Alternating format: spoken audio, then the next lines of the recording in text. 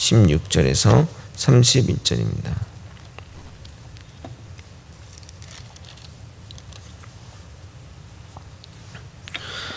저와 번갈아 교독하고 마지막 절 함께 읽겠습니다. 사람이 약혼하지 아니한 처녀를 깨어 동침하였으면 납폐금을 주고 아내로 삼을 것이요.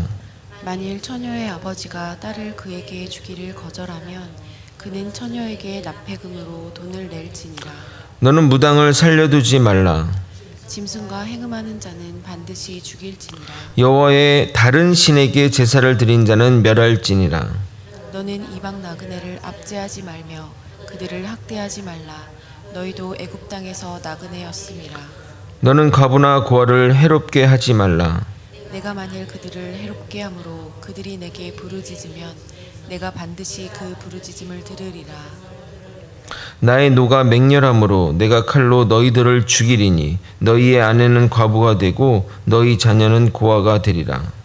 내가 만일 너와 함께한 백성 중에서 가난한 자에게 돈을 구워주면 너는 그에게 채권자 같이 하지 말며 이자를 받지 말 것이며 내가 만일 이웃의 옷을 전당 잡거든 해가 지기 전에 그에게 돌려보내라. 그것이 유일한 옷이라. 그것이 그의 알몸을 가릴 옷인즉 그가 무엇을 입고 자겠느냐. 그가 내게 부르짖으면 내가 들으리니 나는 자비로운 자임이니라. 너는 재판장을 모독하지 말며 백성의 지도자들을 저주하지 말지니라. 너는 내가 추수한 것과 내가 짜낸 집을 바치기를 더디하지 말지며 내 처음 난 아들들을 내게 줄지며 내 소와 양과 그와 같이 하되 이랫동안 어미와 함께 있게 하다가 여드레 만에 내게 줄지니라.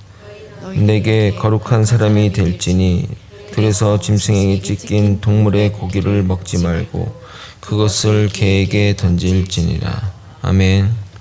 계속해서 율법의 정신에 대해서 이야기 드리고 있습니다. 하나님의 율법은 대략 BC 16세기경 정도에 있던 이스라엘 백성들을 중심으로 수여된 율법입니다. 그러므로 그 당시의 시대상과 상황에 맞게 주어진 겁니다. 그래서 어느 법은 후진적으로 여겨질 수 있고 어느 법은 지금 시대에도 적용하기 힘들 정도로 불가할 정도로 혁명적인 것도 있습니다. 그래서 율법을 문자적으로 지금 시대에 적용하고자 한다는 것은 그리고 그것을 주장하는 사람이 있다면 나쁜 의도가 있다고 밖에 볼 수 없습니다. 지금 시대의 문법과 다른 부분은 법의 정신을 살려 변형해서 적용해야 되고 지금 시대에 적용해도 문제가 없는 것은 바로 적용하면 되는 것입니다. 오늘도 바로 적용하기에 오해되는 것들이 있어 시대적인 상황을 설명하고 그 오해를 풀고 여전히 지금에도 정신을 따라하는 것에 대해 이야기 나눠보도록 하겠습니다. 16절 17절을 다시 한번 읽어보도록 하겠습니다. 사람이 약혼하지 아니한 처녀를 깨어 동침하였으면 납폐금을 주고 아내로 삼을 것이요 만일 처녀의 아버지가 딸을 그에게 주기를 거절하면 그는 처녀에게 납폐금으로 돈을 낼지니라. 위 내용은 지금은 폐지되었지만 혼인빙자 간음법이라 할 수 있는데 그것을 방지하기 위해 여인을 깨워 동침하면 반드시 지참금을 주고 결혼하라고 합니다. 그러나 처녀의 아버지가 반대하면 여인은 다시 결혼이 불가하기 때문에 지참금을 줘야 합니다. 여성이 물건처럼 취급되어 어느 곳에도 여성의 주장이나 목소리가 전혀 담겨 있지 않아 참 불편한 율법처럼 느껴질 것입니다. 그러나 그 당시에 여성 홀로 독자적으로 경제활동이 불가능했습니다. 지금처럼 다양한 직군과 직업이 존재해서 활약하는 여성이 있을 수 없었고 자녀를 양육하고 가정을 일구는 것이 여성들의 할 일이었습니다. 남성들도 마찬가지입니다. 남성들도 다양한 직군에 일하지 못했습니다. 농부나 어부, 사냥이나 군인 등 대부분 육체 노동으로 살아야 했습니다. 지금같이 농사기구가 좋고 또 사냥기구가 좋으면 여성들도 그 일에 취했겠지만 사냥하다가 오히려 동물들에게 죽는 경우가 많았기 때문에 정말 쉬운 일들은 하나도 없었습니다. 그래서 여성들은 남성에게 종속될 수밖에 없는 사회적 구조이기 때문에 결혼이 여성에게 가장 중요한 이벤트였습니다. 지금 시대와 좀 다른 좀 민감한 표현이 있으니 감안하고 들어줬으면 좋겠습니다. 당시 사회에서 여성은 가정의 재산적 가치로 인정받았습니다. 사실 남자도 재산적 가치로 여겨지는 것은 동일합니다. 남자도 노예로 팔려가거나 돈을 받을 수 있기 때문입니다. 남성은 노동력으로 가치를 인정받았고 여성은 그 자체로 인정을 받은 겁니다. 그러므로 여성의 몸값에서 가장 중요한 것은 정조였습니다. 정조를 취했으니 결혼하거나 아니면 책임지기 싫으면 대가를 지불해야 하는 겁니다. 재미난 것은 약혼하다는 그 뜻의 어원이 가격을 지불하다는 어원에서 파생된 것입니다. 그러므로 그 당시 시대 문맥에서는 결혼은 사랑의 결론이라기보다는 계약에 가깝다고 보아야 할 것입니다. 오늘 읽은 본문은 법 분류상 도덕법이라 할 수 있는데 사회 도덕, 신앙생활에 대한 규례가 포함되어 있습니다. 혹자는 여기에 포함되지 않은 것은 해도 되겠네라고 말하겠지만 그렇게 해서는 안 됩니다. 죄는 법이란 결국 죄를 뒤따라갈 수 없습니다. 만약에 죄를 예측해서 법을 만들면 오히려 그 죄를 홍보하는 역할밖에 안 됩니다. 실례로 신문기사에 어떤 이런 범죄가 있다고 이렇게 기사가 나면 그것을 모방하는 범죄가 판을 친다고 합니다. 그리고 만약에 그 법을 일일이 했다면 이 책 한 권으로 되겠습니까? 그 수많은 죄들을 하나님의 지혜로 미리 알려줬다고 한다면 이 책 한 권으로는 택도 없을 것입니다. 그러므로 여기에 언급된 도덕법은 그 죄악들을 대표하는 것이라 보면 됩니다. 먼저 신학적인 부분에 대한 규례입니다. 하나님은 무당과 무당을 통한 다른 신에게 제사하는 것을 금합니다. 그 당시 무당들은 주술로 죽은 사람들의 영혼을 불러내거나 점으로 사람들의 영혼을 미혹하고 우상 숭배를 조상하는 사악한 행위를 하는 자들입니다. 그것 자체가 가짜이며 사람들을 미신에 빠지게 하고 결국 하나님으로부터 멀어지게 하므로 하나님의 입장에서는 결코 용납할 수 없는 것입니다. 애굽에 살면서 이런 행위를 보아왔고 또 그들이 갈 가나안 땅은 이러한 문화가 일반화되었기에 매우 강한 어조로 말씀하고 계시는 겁니다. 이어서 짐승과 행음하는 자는 반드시 죽이라고 말씀하시는데 가정하여 말씀하는 것이 아니라 그런 짓을 하는 자들이 있기에 말씀하시는 겁니다. 실제 고대 근동에는 신성시 여겨지는 어떤 동물과 같게 선교를 하게 되면 그 동물이 가지고 있는 힘과 왕성한 활동력이 자신에게 생식력이 자신에게 가질 수 있다고 믿어 종교 의식 가운데 수관을 행했다고 합니다. 레위기에는 이 범죄뿐만 아니라 근친상간, 동성애, 간음까지 반드시 죽이라고 명하고 있습니다. 왜냐하면 이런 모든 것들은 하나님의 창조 질서에 어긋난 행위이며 그렇기 때문에 하나님의 뜻을 정면으로 거부하는 행위입니다. 동성애 부분은 제가 좀 추후에 한번 좀 깊게 좀 다뤄보도록 하겠습니다. 제가 동성애 쪽은 책을 써도 정도로 연구를 많이 했습니다. 그래서 좀 나중에 그 부분을 좀 다뤄보도록 하겠습니다. 이어지는 21절, 27절은 사회보장법이라 할 수 있습니다. 배상이나 범죄자 처벌에 대한 부분은 그 당시, 그러니까 어떤 것들에 대한 배상하고 또 어떤 범죄자를 처벌하는 부분들은 그 당시 고대 근동의 법들과 비슷한 부분이 많습니다. 그러나 사회적인 약자들에 대한 관심과 그 법률은 오직 성경만이 기록하고 있습니다.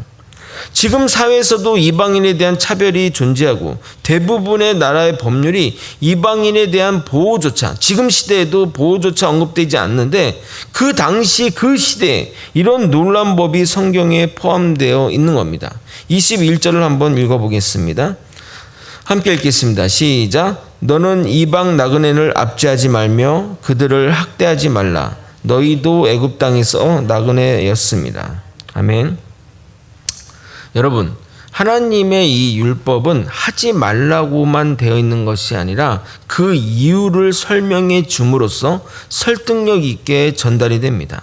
이방인을 힘들게 하지 말라. 너희도 애굽에서 경험했지 않느냐? 그때 얼마나 힘들었어. 그냥 그 명령 자체, 하나님의 율법 자체가 들으면 설득이 되고 고개가 끄덕여지면서 순종하게 나아가게 됩니다. 26절, 27절도 한번 읽어보겠습니다.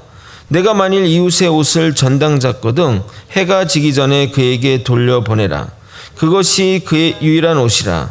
그것이 그의 알몸을 가린 옷인즉 그가 무엇을 입고 자겠느냐. 그가 내게 부르짖으면 내가 들으니 나는 자비로운 자니라. 지금과 달리 그 당시는 의복이 굉장히 중요한 자산 중에 하나였습니다. 대부분의 사람들이 옷이 한 벌 내지 두 벌 정도가 있는 게 다입니다.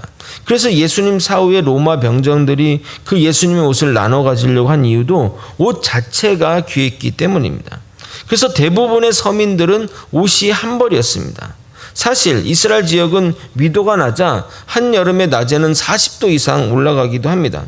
그런데 밤이 되면 온도가 급격하게 떨어지게 됩니다. 그 지역 자체가 광야도 많고 해서 그렇습니다.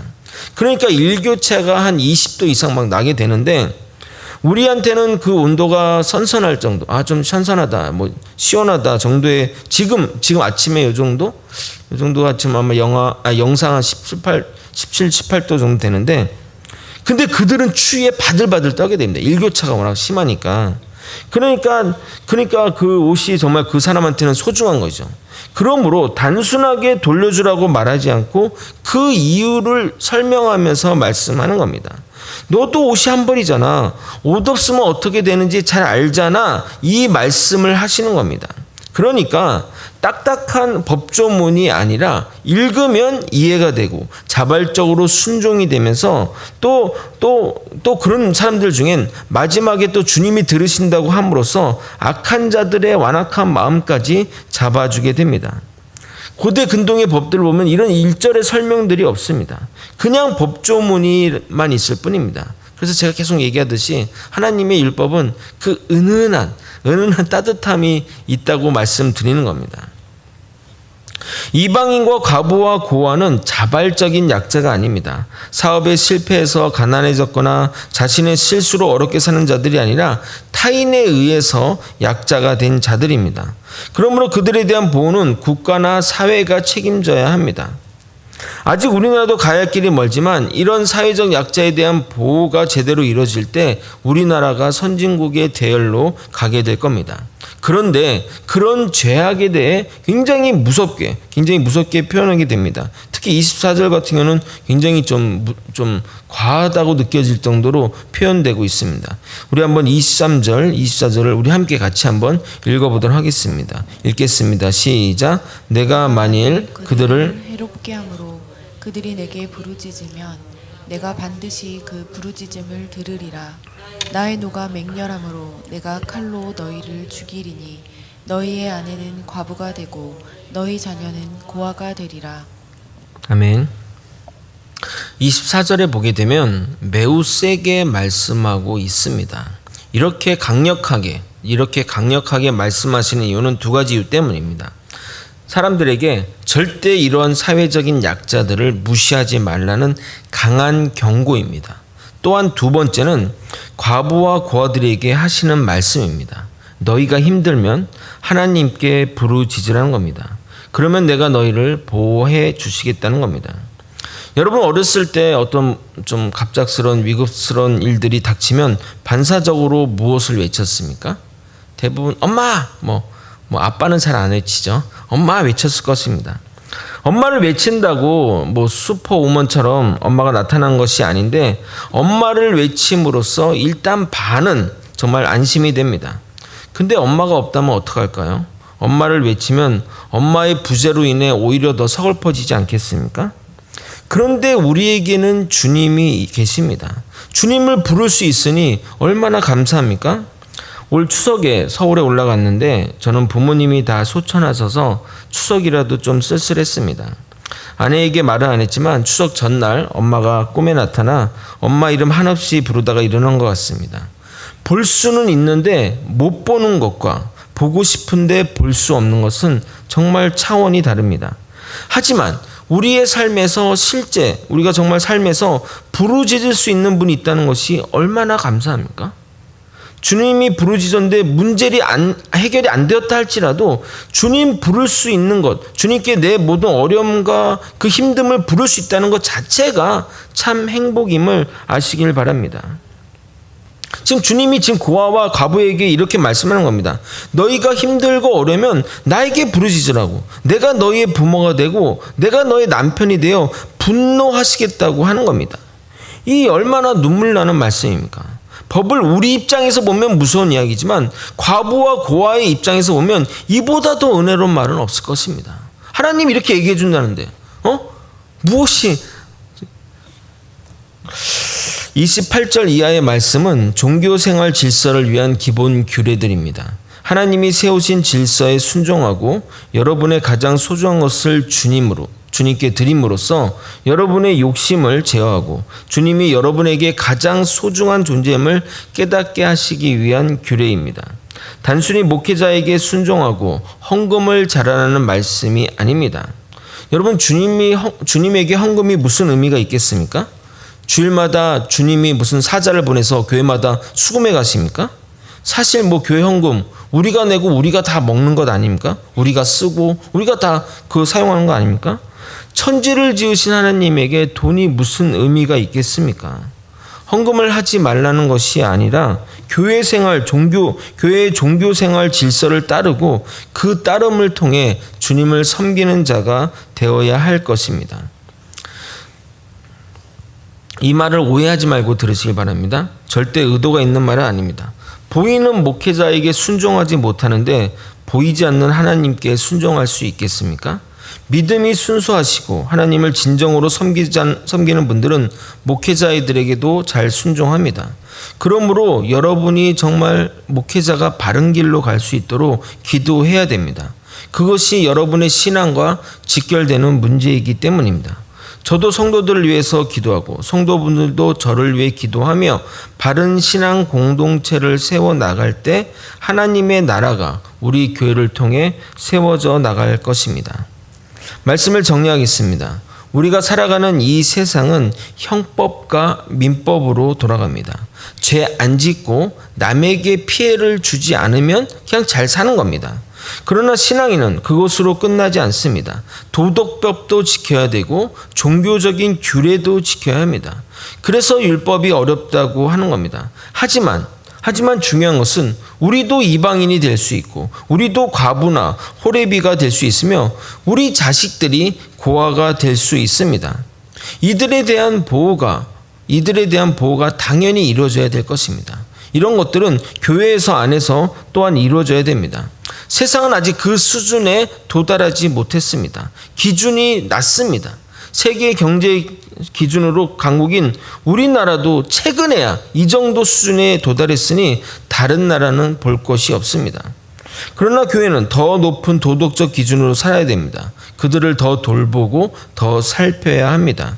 하나님은 그것을 BC 16세기부터 강조하셨습니다. 그러니까 하나님의 기준이 이렇게 높은 겁니다. 우리 또한 그 기준으로 살아야 합니다. 그래서 그리스도인들은 세상에서는 힘들게 살지 몰라도 반드시 우리가 헌신한 모든 것은 주님이 갚아주실 것입니다. 오늘도 여러분에게 성경 구절 한 구절을 좀 읽고 마치도록 하겠습니다. 근데 제가 그냥 오늘 찬양도 마찬가지고 이 성경 구절은 좀 암송했으면 좋겠습니다. 어제도 마태복음 10장 28절을 했지만 이 구절도 좀 밑줄 그어놓고 오늘 이렇게 이 말씀을 읽으면서 하루 동안은 이 말씀 안에 좀 머물면서 좀 이 말씀 가지고 붙들고 기도하면서 내가 무엇을 해야 될지 이런 것들을 고민하면 이 하루의 말씀이 여러분을 오늘 하루를 좀 책임져 줄 것이라 생각합니다. 함께 하나님 말씀 갈라디아서 6장 9절을 보도록 하겠습니다. 신약성경 309면 신약성경 309면 갈라디아서 6장 9절입니다. 하루에 한 구절씩 암송하면 365구절은 하루에 1년에 암송하겠죠? 같이 한번 읽겠습니다. 시작. 우리가 선을 행하되 낙심하지 말지니 포기하지 아니하면 때가 이름에 거두리라. 한 번 더 읽을까요? 우리가 선을 행하되 낙심하지 말지니 포기하지 아니하면 때가 이름에 거두리라. 아멘. 주의 말씀을 따라가며 순종하는 저와 여러분이 되시길 예수님의 이름으로 소망합니다. 기도하시겠습니다. 하나님 아버지, 하나님의 마음과 하나님의 뜻이 사회적인 약자들과 또 사회적인 아버지 정말 어려움에 겪는 자들에게 있음을 깨달았습니다.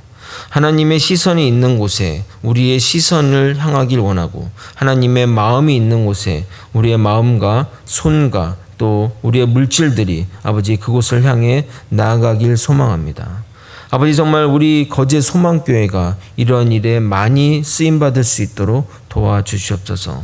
그래서 정말 거제 소망교회가 있음으로 인해 거제면에는 어렵고 억울하고 불편한 사람들이 없는 정말 놀라운 역사를 아버지 우리 거제 소망교회를 통해 이뤄낼 수 있도록 이끌어 주시옵소서. 하나님의 뜻을 정말 선을 행하는 그 뜻을 아버지 우리가 실천하고 그 아버지 그 열매를 우리가 때가 이루어 거둘 수 있는 아버지 놀라운 역사를 우리를 통해 경험시킬 수 있도록 이끌어 주시옵소서. 사랑이 많으신 예수 그리스도 이름으로 기도드리옵나이다. 아멘. 주기도문으로 예배를 마치겠습니다. 하늘에 계신 우리 아버지여, 이름이 거룩히 여김을 받으시오며